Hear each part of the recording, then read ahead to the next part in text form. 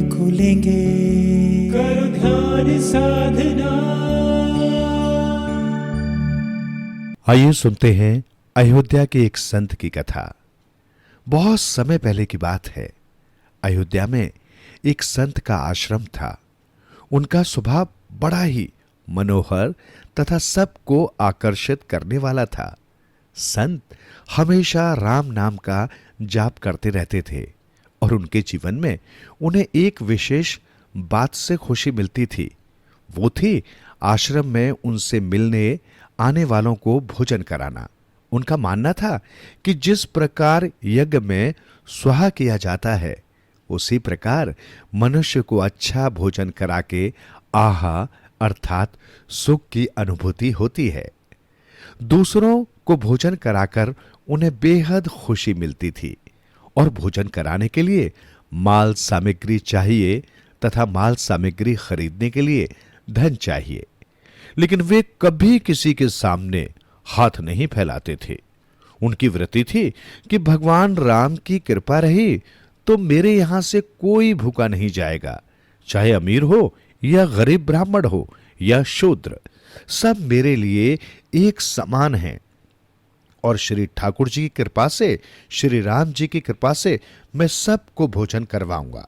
जैसे जैसे समय बीतता गया, संत की वृत्ति के अनुसार वे दिन रात सबको भोजन करवाते और जब कोई उन्हें दान देने आता तो उसका अस्वीकार कर देते। उनका मानना था कि राम जी की कृपा से मेरे यहां कभी कमी नहीं आएगी।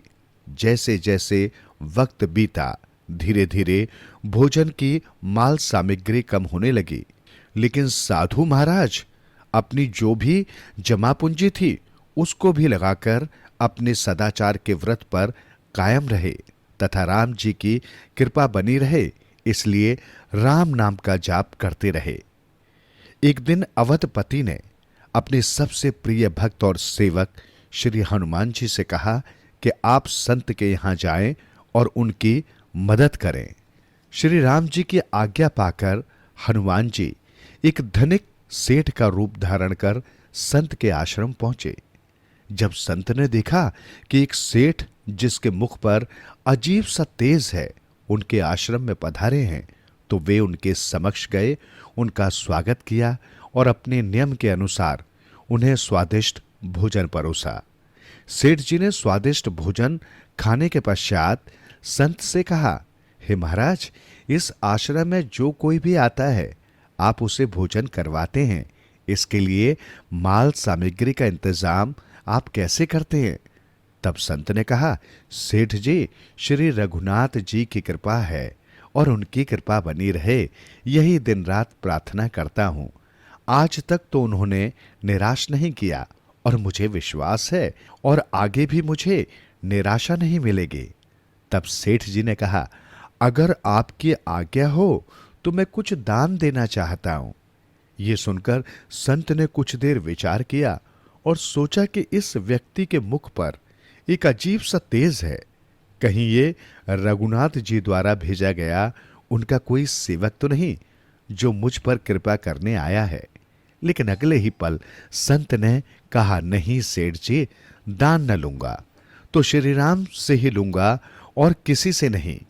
यह आश्रम श्री राम जी की कृपा से चल रहा है और दान उनसे ही लूंगा और किसी से नहीं। इतना सुनकर सेठ जी के रूप में हनुमान जी अपने असली स्वरूप में आए, जिन्हें देखकर संत उनके पैरों में गिर पड़े। हनुमान जी ने उन्हें उठाया और गले से लगा लिया तथा कहा, धन्य हो महात्मा, इस युग में भी आपकी भक्ति, श्री राम जी के प्रति आपका विश्वास आने वाले समय में लोगों को प्रेरित करती रहेगी तथा इस आश्रम में कभी भी किसी चीज की कमी नहीं आएगी। संत महाराज को आशीर्वाद देकर श्री हनुमान जी अंतर्ध्यान हो गए।